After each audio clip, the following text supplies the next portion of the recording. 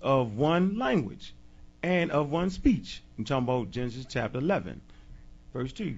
And it came to pass, as they journeyed from the east, that they found a plain in the land of Shinar, and they dwelt there. And they said one to another, Go to, let us make brick, and burn them thoroughly, right? And they had brick for stone, and slime had they for mortar. So you're looking at some African people now, right, that developing building. Look at your research. The first people to build anything is African people. Right. Okay? Now, and they are specifically according to their Bible. Okay? It say, and they said, Go to, let us build us a city and a tower. Right? This is the first city and tower built after the world was destroyed. Am I correct in that? It says, right, who top may reach unto the heaven. Right? And let us make us a name, lest we be scattered abroad upon the face of the whole earth. Now here we God now. He says, and the Lord came down to see the city and the tower which the children of men had built. Now that must have been a bad city. Okay. Woo-wee. God came down personally, right? Watch this. It say, and the Lord God said, Behold, the people is one. That's black people being in order. Right. They moving like the ants. They working together like ants in the county. They That's are right. one now. Ooh, we got our thing going. You know how you know you got some money ready to come in? You're Right. like, ooh, I got that check coming in. Now watch the car break down on them. Watch this. It say, and the Lord God said, Behold, the people are one, and they have all one language. And this they began to do. And now nothing will be restrained from them which they have imagined to do. So we're at a point where we can do anything we want to do. Okay, we got a caller. Hold on 1 second. Huh? Caller? Caller. Yes, sir. How you doing tonight? I'm doing good. How you doing? Good. Oh, I know you. You be calling in. What's going on, bro? What's going on? Hello? Yeah, what's up, bro? What are you talking about today? Why God hates black people.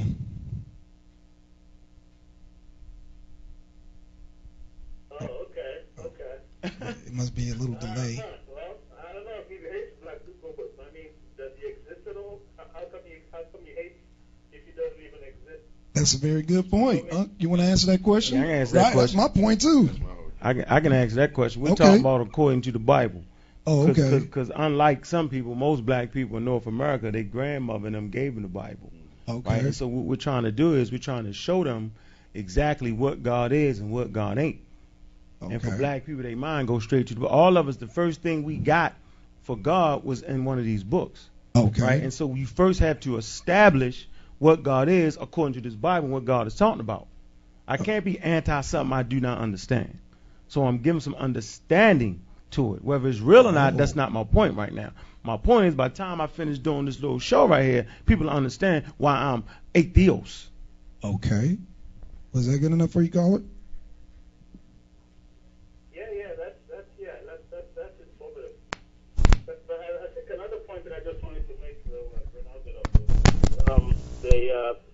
the stuff that you're reviewing out of the Genesis and this God who and all that.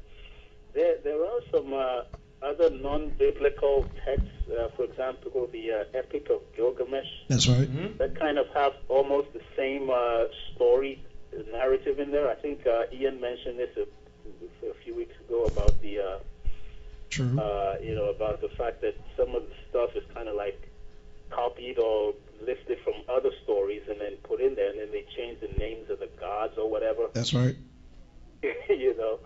So I'm thinking some of that has got to do with that as well, but it's not really.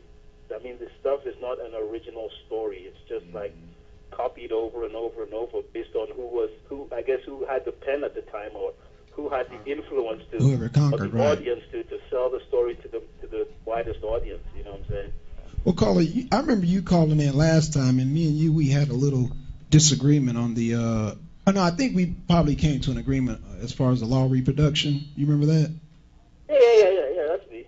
Okay. So my question is, and I've been noticing a lot of black atheists, how if certain things are not, I guess, documented, or if certain scientists don't say it, then they don't acknowledge it. And my thing is, it's certain things that just, I mean, if we look around us and see certain things, I mean, we can just kind of say, okay, science is just an observation, number one, and scientists interpret science, you know what I'm saying?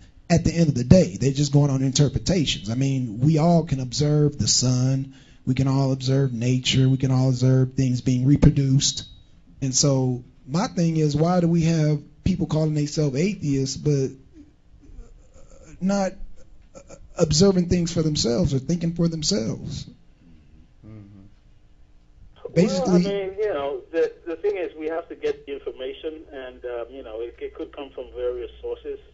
Some we may agree with, others we may not. Some may be suspicious and all that. So, I think as atheists, our priority should be to get the information and study them. I like the way you're reviewing the Bible material and kind of showing us some of the logic and stuff behind it that we don't think of most of the time. You know what I'm saying? Right.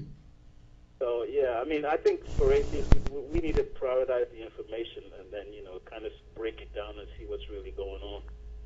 Right. And I'm glad you said that, because as black atheists, we can't wait on other people, waiting for certain people to define certain things for us. You know what I'm saying? It's just like I was told by, I don't know if you ever heard of Matt of Atheist Experience. Yeah, I've seen that show. Yeah, he said that there is no such thing as a law of reproduction. Now, I can sit on here and I can wait for white folks like Matt and other white people to write down the law of reproduction, or I could just say, observe things around me and say, look, because Unc talked about the first people. He talked about ancient civilizations. What do? We observe. Even the Bible, which I don't give no credit, but they, when they talked about, what food to eat, not to eat, it's observation. What do scientists do? They observe. So why do you have black atheists treating the white man as a god? Can I jump into on that? Yes, please. Yeah, please. I think maybe us blacks, maybe because we are underrepresented in many of the science research fields, we kind of, easily take the opinion that, it's they talking down to us, or they coming up with all these stuff, and we know them or confirm it or verify it in a way. So I mean, again, I guess it's we got to up our participation and study some of this stuff into more detail, so that we can also come up with some of these new information and all, then make some of these points. Right, but we got to start validating each other. We can't wait on white folks. Go ahead, Bianca. That's a prime thing. I think a lot of times, I'm always amazed. I look at us as black people, and a lot of times we think that we're more liberated than we actually are. That's right. And so what ends up happening is like, for a brief story, you have people who get off of substances, chemical substances. In the neighborhood, we call them dope fiends. That's right. And they may stop using the substance, but they still have the behavior. That's right. So a lot of times what ends up happening with a lot of societies, even in the atheist society, that's right, that they can shake off the titles of religion. They can shake off the so-called dogmas of theology, but it's really, the psychosis is still set there. So they replace Christendom or Islam or anything with atheism, and they make that a religion. That's right. And they make, instead of taking it back to the natural nature of self-observation and observing for the self and weighing the material dialectics and everything for themselves, they get the book on the scientists, therefore transforming and take it as a gospel, therefore transforming the scientists into prophets and holy That's men. Right. Break it down, Yinga. And they transform Allah or Jesus with scientific. Richard Dawkins. Yeah. They say, well, scientifically, so scientific becomes a deity. Right. You've taken Allah and put scientific, or you've taken Jesus scientific. When we stop using our natural senses.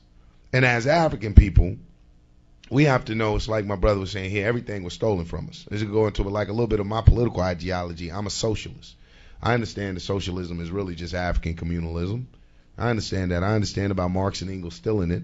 But I can appreciate, but I study socialism from a scientific social, Pan-Africanist perspective. like Dr. Kwame Nkrumah and Sekou Toure. I say that to say, even in our atheism, or even in our, I call it revolution. I don't even call it atheism. I say I'm a revolutionary. That's right. Because to me, that's the highest form. The revolutionary understands, puts human suffrage over all of that. That's right. We're not going to be bogged down because I understand what it has done to black people. We're the only people that classify ourselves by our theology. You can go to any people, go to a Hispanic person, you ask what he is, he'll tell you I'm Mexican, I'm Latino, whatever. You go to an Asian person, same thing. I'm Chinese, I'm Japanese. You go to the black man, you say, what are you? I'm a Baptist. I'm a Methodist. I'm Methodist. I'm Muslim. I'm an atheist. Yeah. Right. You said we don't even have ethnicity anymore. Right. Our culture has been so thoroughly destroyed that we're looking for something to identify with, that even our ethnicity has become our religion. So I say that even in our study circles, even in our atheist circles or revolutionary humanist circles, whatever title we're putting in, we have to come together and we have to observe the material dialectic from an African perspective. That's right. How this benefits or hinders us. Later for all of these whites, I'm not saying don't study them, but later for giving their theory so much credence that right. You're coming into a meeting like it's the gospel. What so-and-so says, and you slam it down like it's the gospel. Brother and sister, it's still the same thing. You're still practicing religious kind of tendencies there. So I say that, all of us, is just up to all of us to step up our game at this point. Absolutely. And Yanga, the first thing, when we came on, we got a lot of heat from people talking about, well, you guys calling yourself black. Huh. And it wasn't even the atheist part, it was the black part that became problematic. They always get us. Oh, why you call yourself black? I think because, atheists already are kind of a minority, and then it's like we're creating another minority within a minority, and kind of we could potentially get drowned out of the dialogue. So I think that's why people were concerned about that. But I understand where you're coming from, and we can kind of move this forward within our community.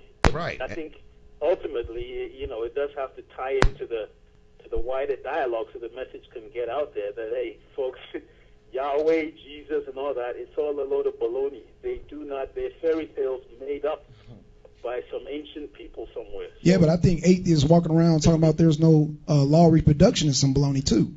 Right. And one of the things that we have to be careful of that. We have to be careful of becoming marginalized. We have to be careful of that fear of becoming the minority and thinking that our voice isn't powerful.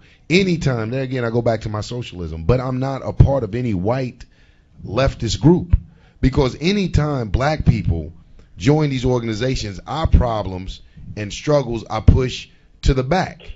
Just like what my beautiful brother is doing. Just like we know as this man, I told the brother, it's been a long time since I picked one of these up. Right. You know what I'm saying? I mean, I'm not anti-God because I can't be anti anything I don't believe. You know what I'm saying? So I'm not fighting anything I don't believe. But we have to understand where my brother's coming from, like he said, from an African perspective. We understand that at one point in time, the church was the pillar of the black community. So even so much, that you have Muslims that, when you go to Nation Islam and things like that, when you go up there and they're assalamu alaikum to death and will pull out a Bible. Right. This is how much the influence is in our community. So this is why we say that we're black nationalist atheists, or that, we're with the black nationalists or we're black revolutionary, because we understand that the approach to our people is a different approach. And we can't worry about them coming saying, like they would come to us, well, if y'all atheists, why y'all coming out of the Bible? Why y'all? But see, we can't worry about their criticism, their critiques when it comes to waking our people up. That's right. We're from those people. We know that there's not a white atheist out there. You can tell me, I can get a room full of people. This brother has talked to some of the gang members. That's right. That we brought to, some of the harder hitting people in our community. There's not a white atheist out there that I could bring to one of my meetings. Hell no. Not Hell one. No. Right. And it's not so much that his skin would condemn him, but as soon as he opens his mouth, his rhetoric would condemn him, because he doesn't understand. He doesn't feel our pain. He's not coming from the perspective that we're coming from. He's not coming from that books like this and the Quran and other books have been used to enslave us because they have been used to empower him. That's right. So he can't possibly feel our pain. So this is why we say